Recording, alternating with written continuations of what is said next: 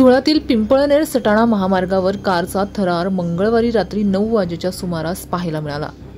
रस्त्याच्या कडेला उभ्या असलेल्या महिंद्रा कॉटो कारनं अचानक पेट घेतल्यानं परिसरात एकच खळबळ उडाली होती। या भीषण दुर्घटनेमध्ये संपूर्ण कार जळून खाक झाली आहे।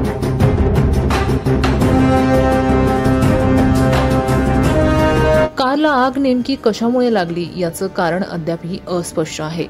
घटनास्थळी पिंपळनेर पोलिसांसह स्थानिक नागरिकांनी बचाव कार्य सुरू करत काही वेळातच आगीवर नियंत्रण मिळवलंय। दरम्यान या बर्निंग कारचा थरार बघण्यासाठी घटनास्थळी नागरिकांची मोठ्या प्रमाणावर गर्दी झाली होती। सदर कार रवींद्र विकास आहिरे यांची असल्याची माहिती समोर आली असून सुदैवानं या दुर्घटनेत कोणतीही जीवितहानी झाली नसली तरी महिंद्रा कॉटो कारचं पूर्णपणे जळून खाक झाली आहे।